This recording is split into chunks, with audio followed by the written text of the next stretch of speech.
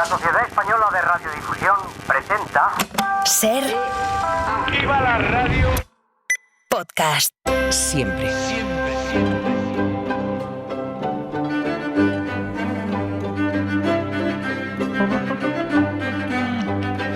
Hola Nieves, buenas tardes. Buenas tardes, Carlos, ¿qué tal? Fíjate, mira, cualquiera que tenga un mínimo interés por la historia, como es nuestro caso, que es más que mínimo, bueno, cualquier persona sabrá que los símbolos ocupan un lugar importantísimo en las identidades patrióticas, ideológicas, en las guerras, desde luego. Y si la bandera, yo no soy mucho de banderas, la verdad, ni la del Barça siquiera, pero si la bandera, digo, es el símbolo, el icono por antonomasia, bueno, ¿qué decir de los himnos? Hoy hablamos de uno archiconocido, pero no es de un país en concreto, es de muchos, bueno, o ha representado a mucha gente, no en vano se llama la Internacional.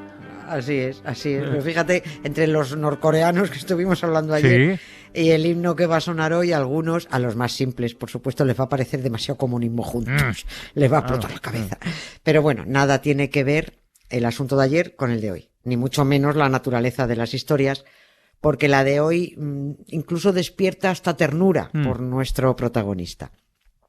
Advierto de que este es un tema que tocamos hace exactamente 10 años. Bueno, pero como memoria.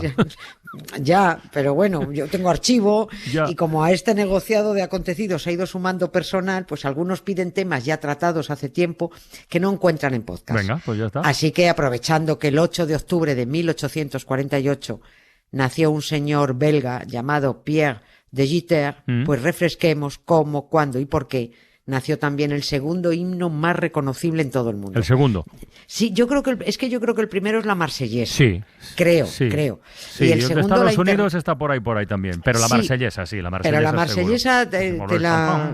Sí, seguro. Sí. Esto te lo tararea hasta un gorila de Uganda, vamos. Y el segundo yo creo que es la Internacional, pero bueno, tampoco tengo que llevar razón porque no sé cómo se mide esto. Yo solo lo creo. Eso sí, estos dos himnos, nacieron en Francia. Los franceses acaparan el hit parade de los himnos, los dos primeros números unos de los 40 históricos. Tanto la marsellesa como la internacional podría tararearla la mayoría de la población. Y como de la marsellesa ya contamos la historia, pues vamos a contar hoy cómo nació la internacional. Estoy pensando que estos son los 40 Classics, ¿de verdad? Los 40 Classics, estos son los auténticos, claro, no estos que ponen ahora, ¿qué va? Tira. Bueno, pues vamos a hablar de cómo nació la melodía, porque la letra y música tienen autores distintos. El compositor de la Internacional es Pierre de Gitter, que es un tipo al que cuando se repartieron los hermanos le tocó el chori, ¿no? Una pena. Menos mal que el chori se arrepintió en el último momento, aunque se fue a la tumba con méritos que no tuvo. Bien, esto está soltado así a lo bruto, pero ahora desenmarañamos todo este culebrón.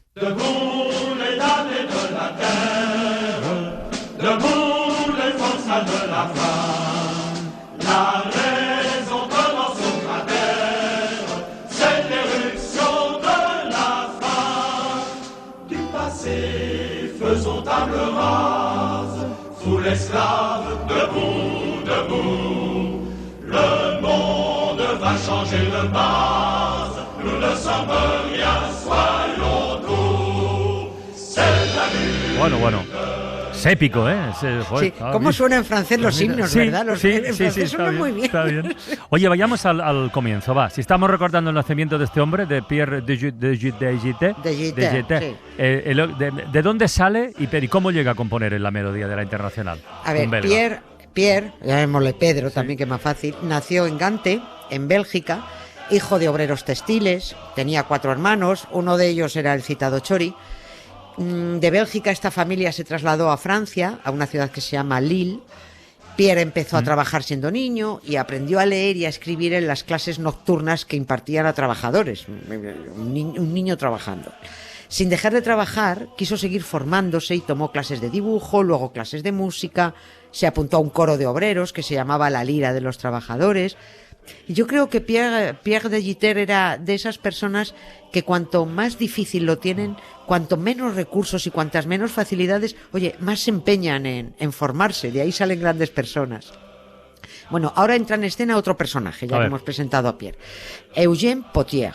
Era otro obrero francés, era poeta, que luchó en la famosa Comuna de París. De este tema de la Comuna no hemos hablado Es nunca, verdad, porque, es bueno, verdad. nunca no nos ha cuadrado, pero bueno, ya caerá.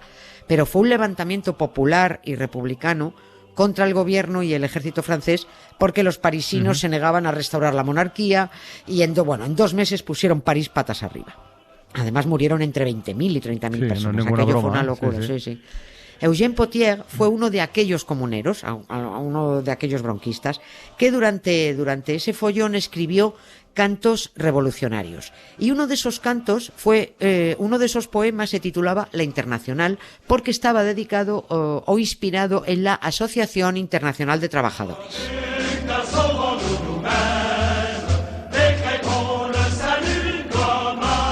Entonces, en este caso, la famosa letra que conocemos de arriba, parias de la tierra, fue antes que la música. Sí, la letra fue 17 años antes que la música, era un poema. Pero ojo, que la Internacional tiene más versiones que el Seat Ibiza. Es tremendo, o sea, aquí cada uno la ha adaptado como ha querido. Los socialistas le pusieron una letra, los comunistas otra, los anarquistas le pusieron otra.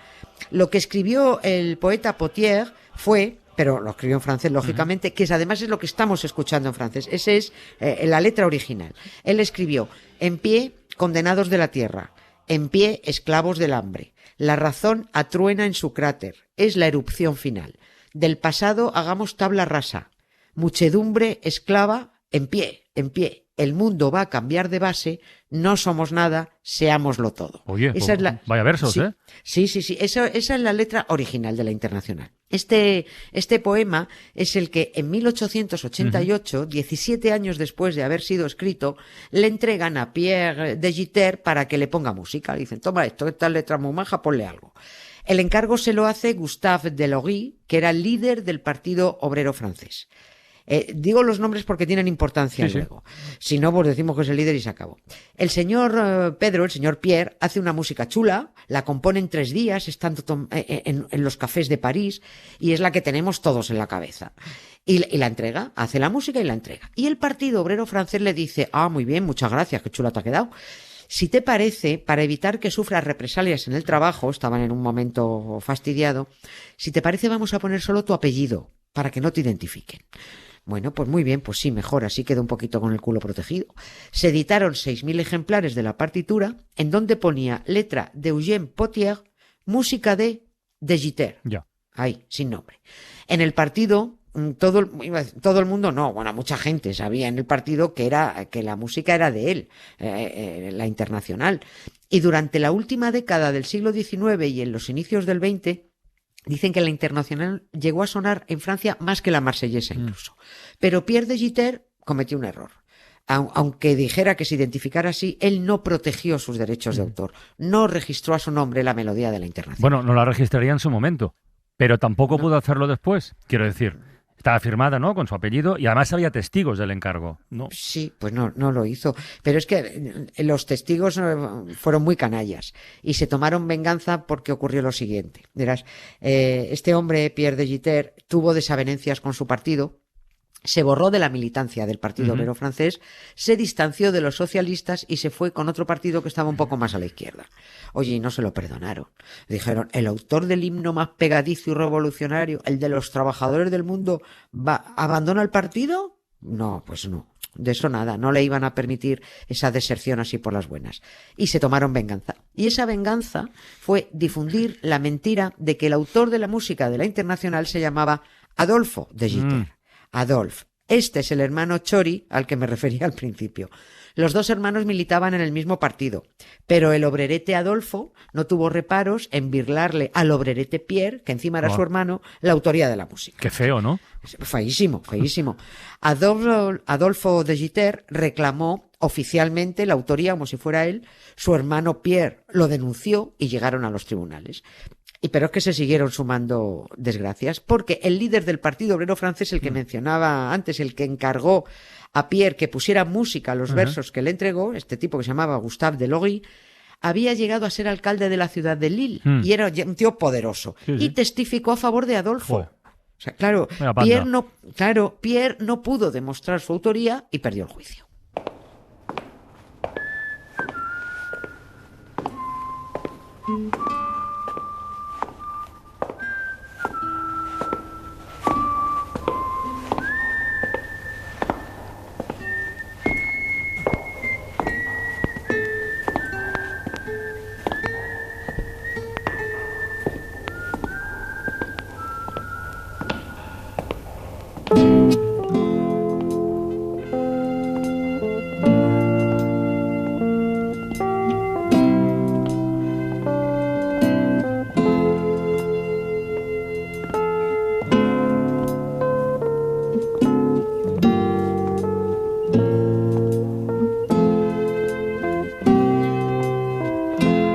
Entonces, Nieves, ¿este es un conflicto de choriceo familiar para entendernos? Sí. ¿O tuvo una dimensión mayor? Es decir, ¿todo el dinero que generaba la Internacional se lo embolsó el hermano o alguien más? No.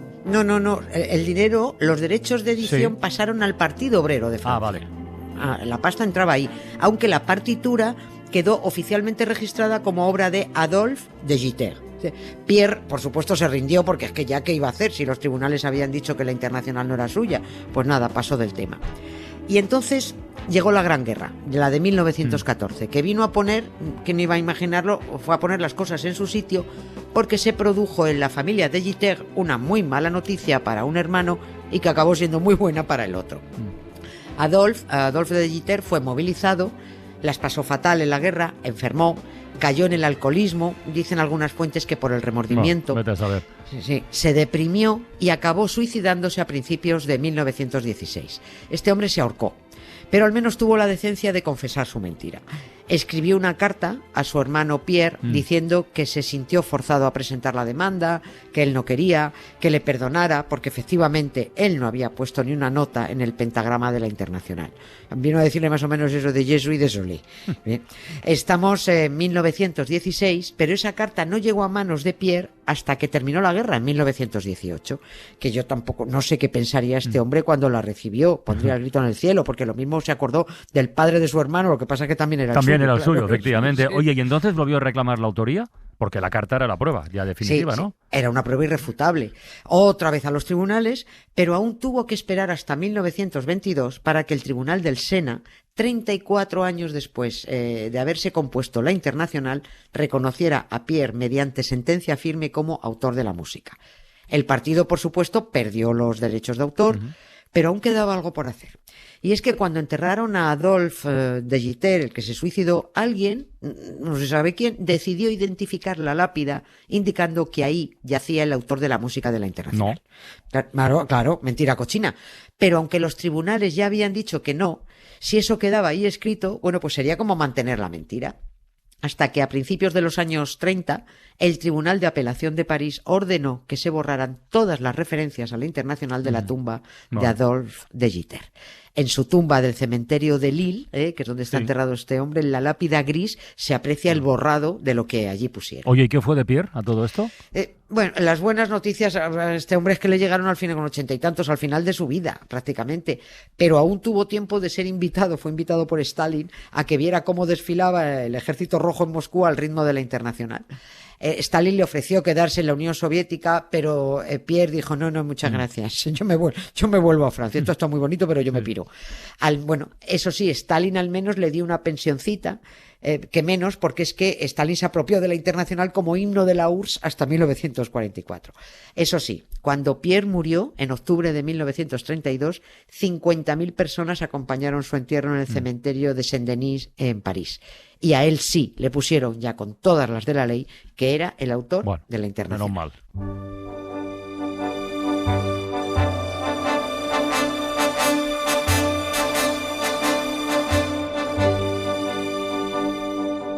Non, rien de rien. Non, je ne regrette rien. ¿Cómo va a ser, Nieves? Con costrina. Pues como decía Raúl Simas, como para poner una ferretería para vender tornillos y serruchos. Hasta mañana. Hasta mañana. Para no perderte ningún episodio, síguenos en la aplicación o la web de la SER, Podium Podcast o tu plataforma de audio favorita. Je ne regrette rien. C'est payer, balayer, oublier. Je me fous du passé. Avec mes souvenirs, j'ai allumé le feu. Mes chagrins, mes plaisirs, je n'ai plus besoin de balayer les amours avec leur trémolo, balayer pour toujours. Je repars à zéro. Non, rien de rien. Non, je ne regrette rien.